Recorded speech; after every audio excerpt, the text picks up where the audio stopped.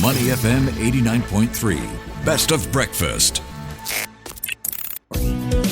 Eco Money on Money FM 89.3. That's right. It's time for Eco Money with me, Audrey Seek. China, the world's biggest emitter of greenhouse gases, has started making inroads in the green energy transition. In recent years, the world's second largest economy has pumped in investments in major renewable energy projects, such as developing new offshore wind farms and large-scale clean energy bases that combine solar and wind farms. Currently, China produces 31% of its electricity from renewable sources, including wind, solar, hydroelectricity, and geothermal. But even though the country is still heavily reliant on coal, estimates predict that by 2026, solar will overtake fossil fuels as China's leading energy source. For more insights, we're joined by Ivy Yin, market specialist for energy transition and carbon at S&P Global. Good morning, Ivy. Welcome to the show. Good morning. Actually, I'm currently in Beijing for the Clean Energy Expo. So I think this theme is really perfectly fit for today's topic. What perfect timing. Thanks so much for joining us from Beijing, and it's great to have you this morning. So let's start with China's overall commitment to clean energy. Investments hit a staggering 6.8 trillion yuan. That's about 940 billion US dollars in 2024 with a steady 7% annual growth rate. So how is this investment reshaping China's energy landscape, and what does it mean for its position in global renewables? I think definitely China's climate leadership is evident. It has the world's largest renewable generation capacity. According to our statistic, in 2024 alone, China installed 277 gigawatt of solar PV. To put that number into context, that capacity addition in 2024 alone actually surpassed any other country's total capacity added in history. So basically, China is dominating the global renewable capacity addition. However, the question is always how or whether the investment can translate into profits or steady returns. Actually, some of this, for example, solar PV plants are in desert area, rural China. I also heard just now we're talking about offshore wind power projects. Some are in distant offshore areas. So actually the profitability of this kind of project are still relatively nascent because you have to have powerful power grid. In Singapore, we also have that power grid challenge. We need very mature long-distance power lines to ensure the power transmission is stable, and we can coordinate power supply demand in different regions. In China, that infrastructure is still developing, so this kind of distant projects are still not so profitable despite the heavy investment. Also, if you look at upstream, the manufacturing industries, made in China, solar PV, electric vehicles, batteries, they're also encountering trade barriers from major export markets like the EU, India, and US. So for the upstream, there's also investment uncertainties. So I see the achievements are significant, but some uncertainties are also significant. Okay. So speaking of, profitability and money, we are seeing a real economic shift here. Clean energy contributed a record 10% to China's GDP last year, making it a pretty key driver of growth. So what does this tell us about China's long-term industrial and economic policies moving forward, do you think? Actually, for China, there's a definition called 新三样, which means 3 new pillars that drives the country's economic growth. That is electric vehicles, lithium battery, and solar PV modules. From the number I just got from the Beijing Clean Energy Expo, they said the 3 new economic pillars contribute to around 200 billion yuan of export values for 4 consecutive years. To put the number into Singapore dollar, that's 37 billion Singapore dollars. Yeah, so basically these 3 new pillars, China is not only doing this for climate purpose or decarbonization. They really look at these sectors as new economic stimulus. And also we have some interesting finding in our recent research. These new sectors also become able to digest the overcapacity in some conventional sectors. One important sector is steel, we all know China's property sector nowadays have some problem, and their steel output cannot be digested by those conventional sectors' demand. So actually these new sectors, especially solar PV and electric vehicles, becomes the new demand side for the conventional commodities. Yeah. Okay. We also understand that the government has rolled out some new guidelines to manage special clean energy funds from 2025 to 2029, and that's focused on natural gas, and that's regarded as cleaner energy in China's context. Can you possibly explain what is the role of gas as kind of like a bridging fuel in China's energy transition? Yes, actually in China, natural gas is treated differently from coal or crude oil in its overall energy plan. Actually, natural gas is very, essential to combo or bundle with renewables to ensure stable power supplies. And for that particular special fund policy actually is to stimulate domestic production of natural gas, especially special or unconventional natural gas like shale gas. Basically, in the past, China heavily relies on imports of LNG from Australia, Qatar, Malaysia, but also from US and Russia. So basically, that special fund is to intensify or strengthen natural gas role as the bridging fuel and boosting China's domestic production in order to reduce this kind of import dependency, enhance energy security amid the geopolitical difficulties or uncertainties. Okay. And we also know that China has reportedly set a target of 10,000 gigawatts of wind and solar capacity by 2060. So what are the biggest financial and policy hurdles when it comes to reaching that goal? And how far along is China right now from this dream? Actually, for China, officially, I think they only have a 2030 target. That is 1,200 gigawatt of solar and wind capacity by 2030. And China's 2024 capacity is already 1,400 gigawatt, which means they already met the 2030 target 6 years ahead of time.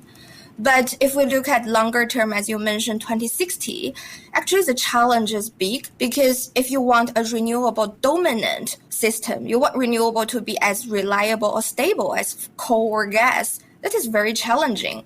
For example, you must have those utility scale energy storage. We don't always have wind blows or sunlight.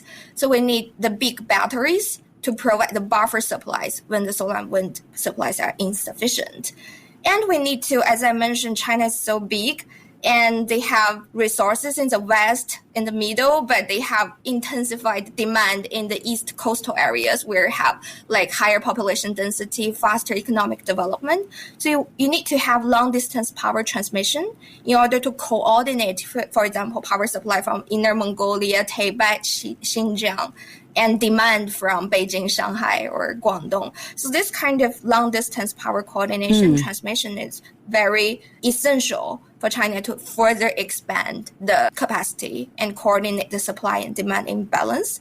The other thing is on the demand side, we know China have heavy or increasingly developed electric vehicle sectors, which means we have those volatile power demand. So at any time, there could be an EV plug into the charging facility. And in the past, we don't have those kind of volatile demand.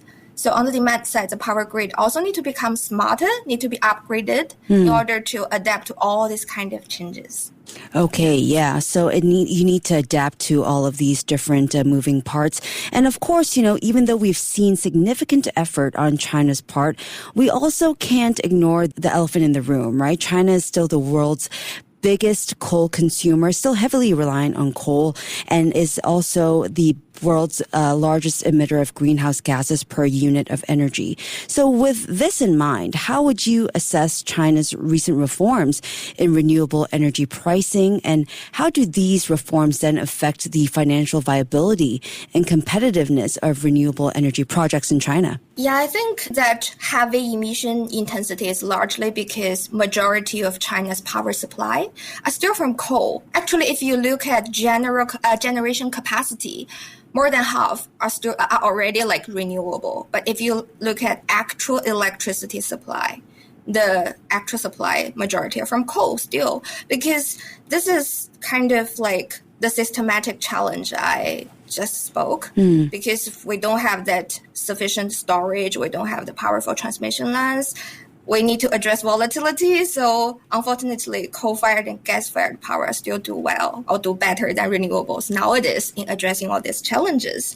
But regarding the policy reform you mentioned, I think that's called Notice 136, which is very impactful on China's power market, especially renewable sectors. Yesterday, I had a conversation with one very prestigious energy policy advisor in China. He told me for that particular notice, it's to stop babysitting the renewable sector.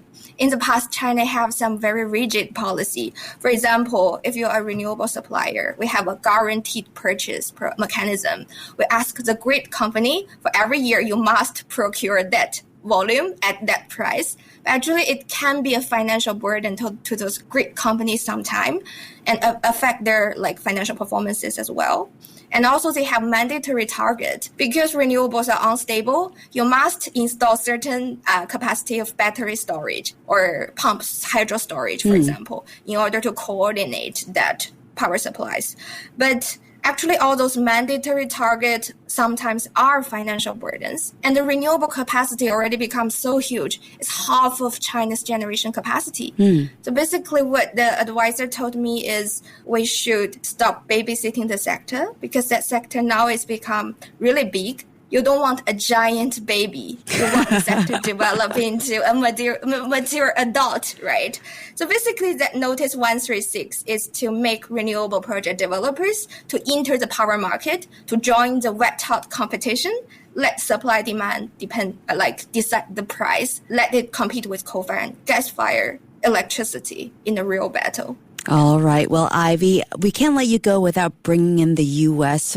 Really briefly. With Trump shifting climate change lower on the priority list, China's role in international climate finance, including funding green projects in developing countries, has sort of positioned it a global leader of sorts. So how does this position China on the world stage when it comes to climate diplomacy then? Well, I think people are usually talking about the disruption brought by Trump 2.0 era, but actually reducing dependency on China's clean energy products is a bipartisan agenda.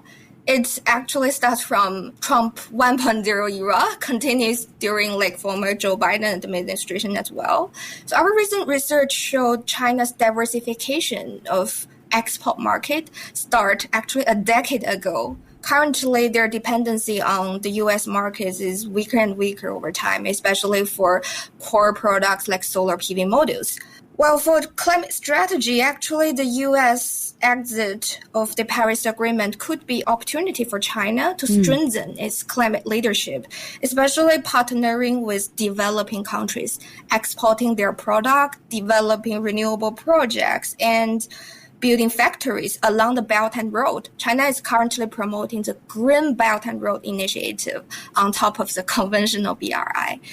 And under the Paris Agreement, actually the initial design was for developed countries to provide climate finance to developing countries. But China, as a developing country, have already voluntarily provided around, I think, 177 billion yuan. That is also over 30 billion Singapore dollars to other developing countries.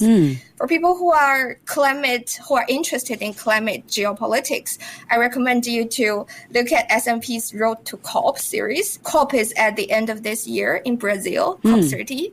And it is interesting because it's a Brazil COP. The host country is Brazil. China, Brazil, India, South Africa, they have that very solid basic bloc, which is a partnership among like-minded countries who have common political interest as emerging developing economies. I think it provides a stage, especially U.S. is not on that negotiating table. It provides an opportunity for the basic countries to actually voice out concerns, stronger voices as developing countries. For example, the carbon tariff set by the EU, the climate finance for developing countries, they have a bigger stage and more spotlight to talk about these controversial issues between global north and south. Yeah, well, we're definitely looking forward to COP30 that's coming up this year. And it's clear that China's massive investments and policy shifts are shaping not just its own future, but also the global energy landscape. Ivy, thanks so much for joining us all the way from Beijing. We really appreciate it. Thank you. We've been speaking with Ivy Yin, market specialist for energy transition and carbon at S&P Global. Keep it here on Money FM 89.3.